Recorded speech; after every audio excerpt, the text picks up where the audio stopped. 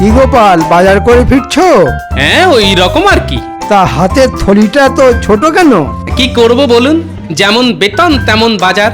বেশি বড় থলি বইতে গেলে তো আবার আপনার মতো বড় বড় কুকীর্তি করতে হয়। কি বলতে চাইছো তুমি? না মানে ওই যে মাঝে মধ্যেই আপনি যা করে থাকেন, যেন তেন প্রকারেণ মহারাজকে ঠকিয়ে ওই রাজকোষ থেকে টাকা হাতিয়ে নেওয়া। গোপাল, এরকম উল্টো পাল্টা কথা বললে না। এ বাবা, উল্টো পাল্টা আবার বললাম কখন? সত্যি কথা বলতে কি, আপনার এই গুণের কথা কে আর না জানে বলুন। দেখুন দেখুন, ওই যে লোকটা যাচ্ছে, ওকে ডেকে জিজ্ঞেস করলো না, ও আপনার গুণের কথা বলে দেবে। গোপাল, এ বাবা, খামোকা রেগে যাচ্ছেন কেন মন্ত্রী মশাই? আচ্ছা আচ্ছা, ঠিক আছে ঠিক আছে, একবার জিজ্ঞেস করেই দেখি। অর্বাচীন,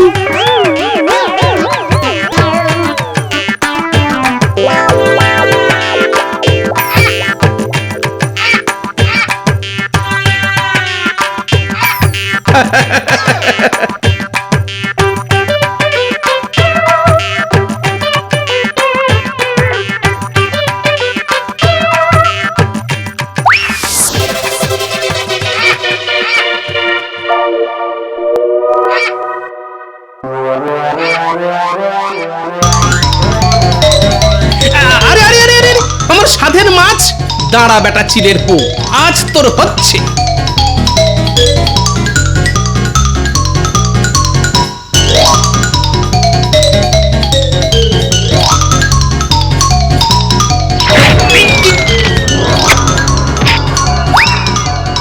এহে, আলু পটল রাস্তায় গড়াগড়ি খেলো রে। তুলে দাও। দেখছো না চিলের পেছনে দৌড়চ্ছি।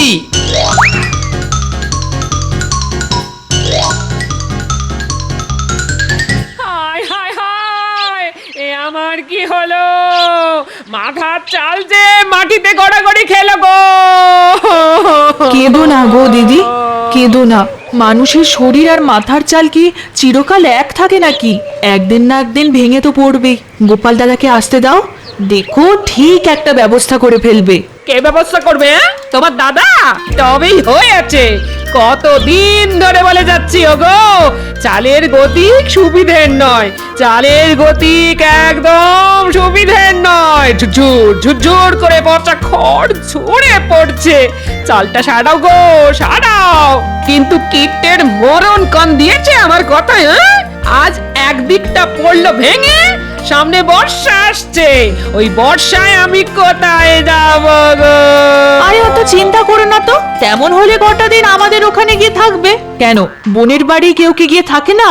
তাহলে খুব মজা হবে, সারাক্ষণ শুধু গোপাল দাদুর গল্প শুনবো। হায় হায় হায়, এ আমার কি হলো? মাথার চাল যে মাটিতে গড়াগড়ি খেলো গো। ছাড়া চিল, হায় হায় আজকে খুব পালিয়ে গেলি, কিন্তু ভালো করে চিনে রেখেছি তোকে। যেদিন ধরতে পারবো না, পেট চিরে সব কুঁচো চিংড়ি বের করে নেব। হ্যাঁ, ওগো ওগো, আমার কি সর্বনাশ হলো গো। এ তো মহাবিপদ। কুচো চিংড়ির থলি ছিনতাই হলো আমার, আর গলা ছেড়ে কাঁদতে বসলেন উনি। ওগো, গলা ছেড়ে কি এমনি কাঁদছি গো? একবার ঘরের ভেতরে গিয়ে দেখে এসো গো, মাথার চালের একদিক যে ভেঙে পড়েছে গো। হ্যাঁ, সে কি? এই তাহলে তো খুব মুশকিল।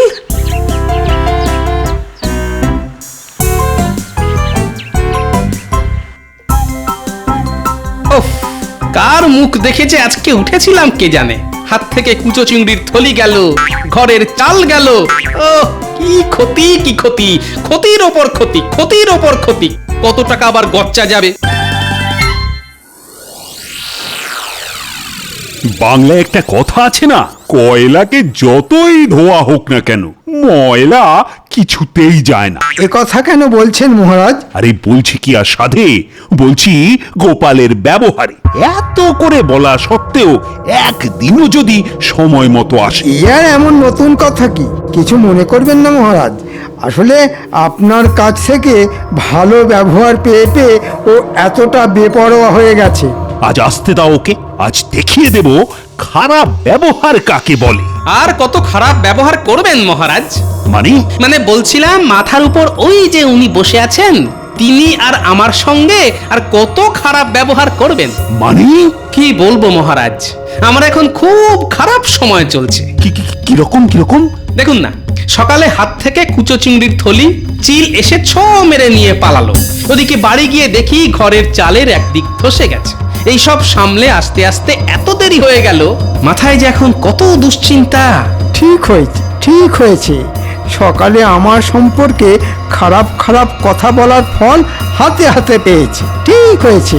আচ্ছা গোপাল, গতবার বর্ষার মুখে তো চাল ছাড়াবার জন্য তুমি আমার কাছ থেকে টাকা নিয়ে গিয়েছিলে, তা সে টাকা দিয়ে চাল সারাওনি কেন? কি করে সারাবো মহারাজ? ওই যে কথায় আছে না, অভাবের সংসারে নুন আনতে পান্তা ফুরিয়ে যায়। আপনার দেওয়া চাল সারাবার টাকা তো খাবার কিনতেই খরচা হয়ে গেল। চালের টাকায় চাল কেনা খুব খারাপ কাজ। বর্ষাকালে জল পড়তে পারে বাজ। না গোপাল না, চাল সারাবার টাকায় চাল কিনে খুব খারাপ কাজ করেছো তুমি। স্বীকার করছি মহারাজ, খারাপ কাজ করেছি, কিন্তু এবার যদি কিছু টাকা দিয়ে সাহায্য করেন। একেবারে দেবেন না মহারাজ, দেখবেন এবারে হয়তো চাল ছাড়াবার টাকায় ডাল কিনে বসবে। ওর ছলনার তো আর শেষ নেই। মহারাজ না গোপাল, আর তোমার টাকা দিতে পারবো না। নিজের চাল সারাবার ব্যবস্থা নিজেকেই করতে হবে তোমায়। এবারে বোঝো কত ধানে কত চাল।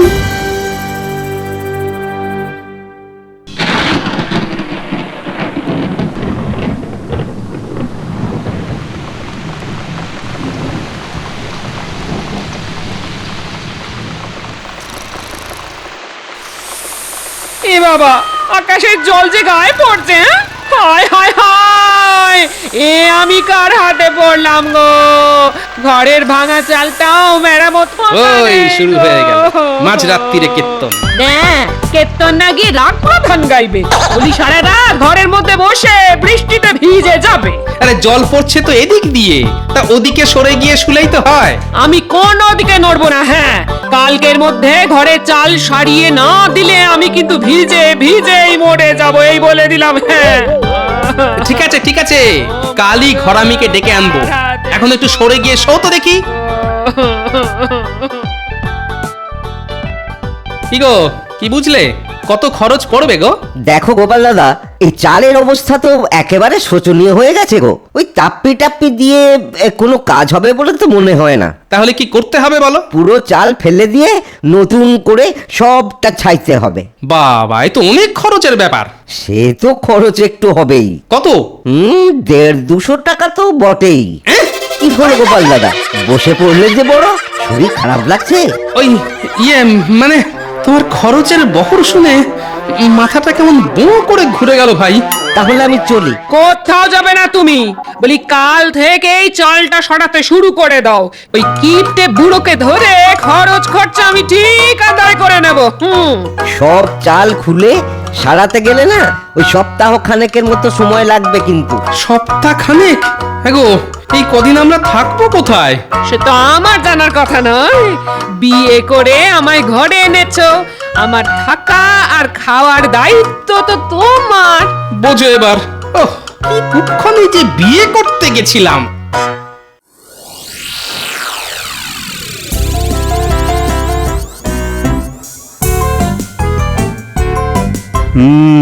প্রকৃতির চরিত্র বোঝা কার সাধ্য। কাল রাতে কত ঝমঝম করে বৃষ্টি, আর আজ সকালে কেমন ঝলমলে রোদ। প্রণাম মহারাজ।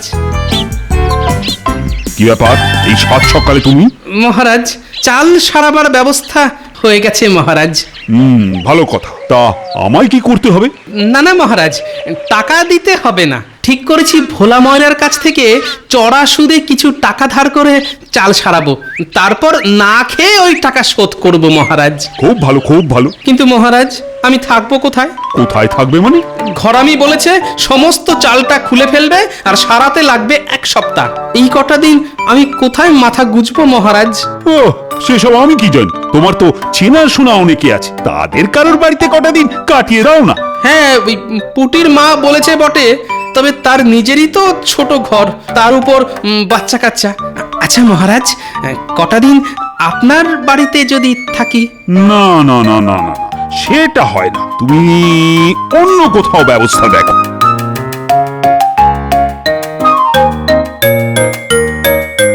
ব্যাপার মন্ত্রী? মহারাজ, আমাকে কটা দিন ছুটি দিতে হবে। রাজসভায় তো আর এসব কথা বলা যায় না, তাই একান্তে বলতে এলাম। ছুটি নিয়ে কি করবে? আগে একটু শ্বশুর বাড়ি যাব, ওই 1 সপ্তাহের জন্যে। মন্ত্রী মশাই তাহলে 1 সপ্তাহ থাকবে না। ওকে একটু বলে দেখি যদি কটা দিন থাকতে দেয়। তা কবে যাবে ঠিক করেছো? হ্যাঁ, সেটা এখনো ঠিক করিনি, ঠিক হলেই আপনাকে বলে যাব। ঠিক আছে, ঠিক আছে। আমি তাহলে এখন আসি। আচ্ছা, এসো এসো। মন্ত্রী মশাই, যাবার সময় ঠিক পিছু ডাকলো। বলো, কি বলবে বলো। আসলে আমার ঘরের চাল তো সারানো হবে, কিন্তু তার জন্য 1 সপ্তাহ আমাদের অন্য কোথাও গিয়ে থাকতে হবে। থাকতে হবে তো হবে। তাই বলছিলাম কি, আপনি তো 1 সপ্তাহ মতো থাকবেন না, তাই কটা দিন যদি আমাদের থাকতে দেন, মানে আপনার বাড়িতে। হাসালে? আচ্ছা, আমার বাড়ি তোমায় থাকতে দেব কোন আনন্দে? আনন্দে না হোক, দুঃখের সঙ্গেই দিন। না না, ওসব হবে না। তোমার মতো লোককে ঘরে থাকতে দেওয়া আর খাল কেটে কুমির আনা একই ব্যাপার। গোপাল কি তাহলে কুমির নাকি? কি গোপাল, মন্ত্রীর কথার উত্তর দাও। মুখে তো দেব না, কাজে দেব।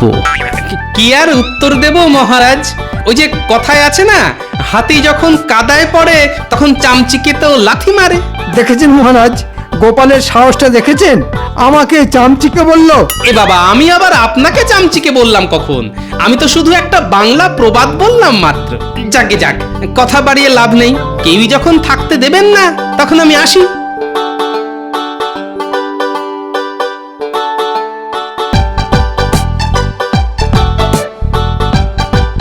তাহলে বুঝতে পারলি তো কি করতে হবে? খুব পেরেছি গোপাল দাদু, দেখো না কি করি। হাড় একেবারে কাঁপিয়ে দেব। এমন নাচা নাচিয়ে দেব যে পালাতে আর পথ পাবে না। বাহ, এই তো চাই। তাহলে রাতের বেলা আবার দেখা হবে। পুটি, তোদের ওটাকে তাহলে কোলে করে নিয়ে আসিস। তুমি কিচ্ছু চিন্তা করো না গোপাল দাদু। আমরা তাহলে এখন আসি। হ্যাঁ, আয় আয়।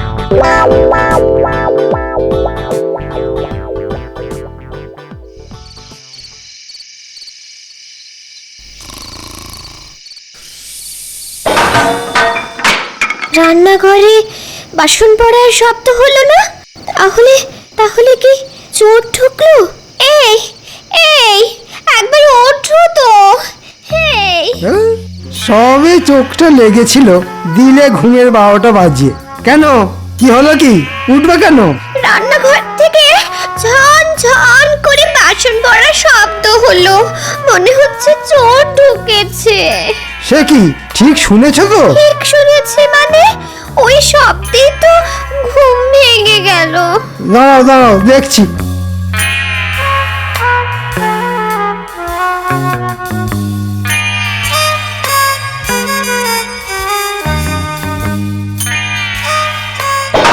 কে কে কে কে কে কে কে রে? বাবা, এটা আবার কে রে? এ তো চোর নয়। ওরে বাবা,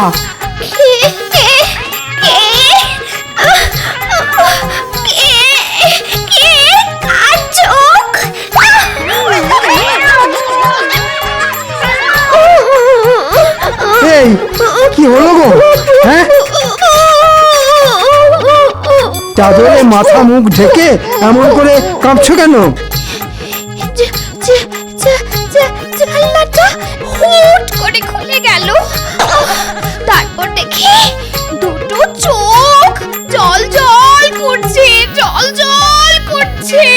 জানলায় একটা কালো বিড়াল। সে কি, জানলায় তো ছিটকিনি ছিল, আর কালো বেড়াল কোত্থেকে এলো?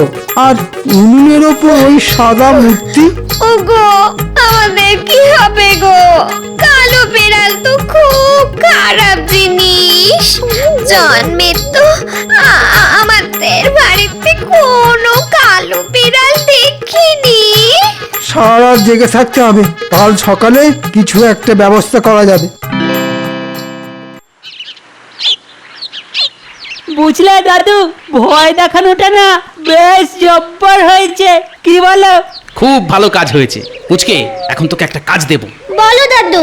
তোকে মন্ত্রী মশাইয়ের বাড়ির কাছে পিঠে থাকতে হবে, তবে খবরদার দেখতে যেন না পায়। আরে কিচ্ছু পাবে না, তুমি শুধু বলে দাও আমায় কি করতে হবে। তুই শুধু জেনে আসবি মন্ত্রী মশাই আজ কি করছে। ঠিক আছে। ওগো, কিছু একটা করো। কাল রাতে যা ঘটেছে তাতে আমার মন বলছে এ নির্ঘাত ভূতের কাজ।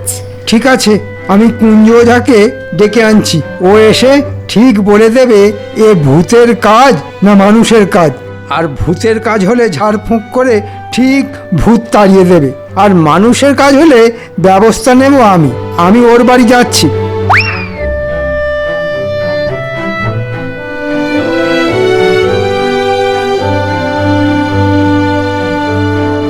কিরে, কোনো খবর আছে? আছে মানে জব্বর খবর। ভূত তাড়ানোর জন্য মন্ত্রী মশাই কুঞ্জ ওঝাকে ডাকতে গেছে। ঠিক আছে।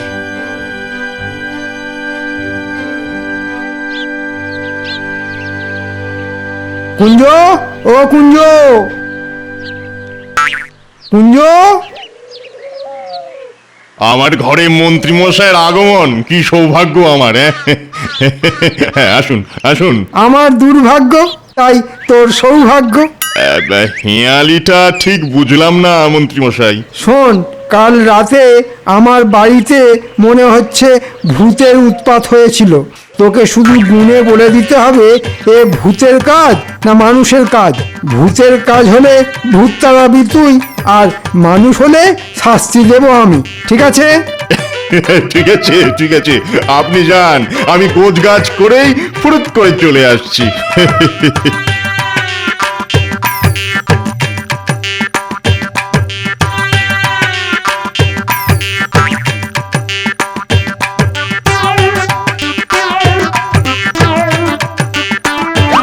কুঞ্জরে, কি সৌভাগ্য, গোপাল দাদা যে। এসো এসো দাদা। শোন কুঞ্জ, তুমি কিচ্ছু চিন্তা করো না গোপাল দাদা। পাজি মন্ত্রীটাকে এমন ভয় দেখাবো যে চিরদিনের জন্য না হোক কিছুদিনের জন্য বাড়ি ছেড়ে একবারে লেজ তুলে পগার পার হয়ে যাবে।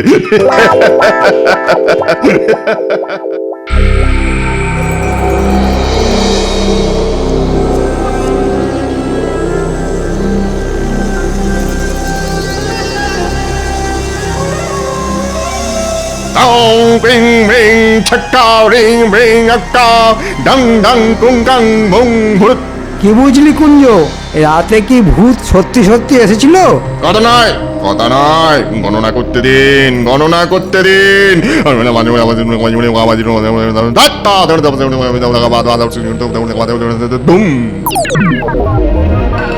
কি বললে তুমি? তুমি আবার ফিরে এসেছো? হ্যাঁ, কে এসেছে কুঞ্জ? মন্ত্রী মশাই, এ যে সে কেউ নয়, স্বয়ং ব্রহ্মদত্তি বাবা। মানে এই যে এই যে ভিটে, আজ থেকে 181 বছর আগে এই ভিটেতে ছিল এক বেলগাছ, আর সেই বেলগাছে থাকতেন এক ব্রহ্মদৈত্যী। তিনি 181 বছর ঘুমন আর তারপর 10 দিন জাগেন। বলিস কি রে? তিনি এখন জেগেছেন। হ্যাঁ, জেগেছেন জেগেছেন, আর জেগেই তার সেই বেলগাছ না দেখতে পেয়ে খুব খেপে গেছেন। এ বাবা, চিমটি কাটছেন দেখুন। আর তিনি একবারে খেপলে আর রক্ষে নেই মন্ত্রী মশাই, আর রক্ষে নেই। তাহলে কি হবে? বাঁচতে হলে 10 দিন বাড়ি ছেড়ে অন্য কোথাও চলে যান। তিনি হয়তো এই 10 দিনেই সবকিছু লন্ডভন্ড করে দেবেন। হ্যাঁ, লন্ডভন্ড করে দেবেন। কিন্তু তারপর ঘুমিয়ে পড়লে আবার সব ঠান্ডা। না না, ঠিক আছে, কতদিন না হয় আমরা আমার বাপের বাড়ি গিয়ে থাকবো। তাহলে তাই করুন, প্রাণের থেকে বড় তো আর কিছু হতে পারে না নাকি? আমি তাহলে চললাম মন্ত্রী মশাই, কেমন? আপনি কিন্তু তাই করুন। হ্যাঁ হ্যাঁ, আয়। এখানে আর এক মুহূর্ত নয়, যত তাড়াতাড়ি সম্ভব টাকা কড়ি গয়নাগাটি নিয়ে চলে যেতে হবে। নাও নাও গিন্নি, তাড়াতাড়ি করো।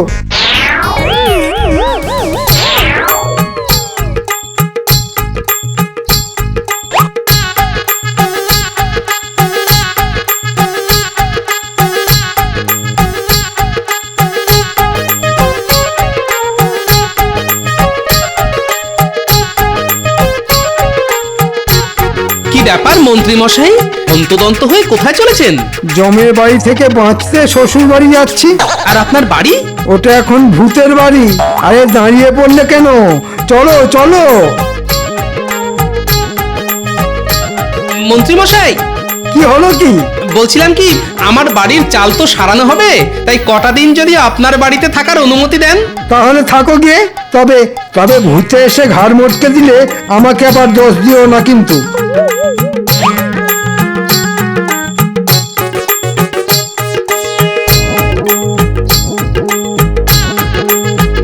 যা, তোদের দিদাকে গিয়ে খবর দে, বলগে যা থাকার ব্যবস্থা হয়ে গেছে।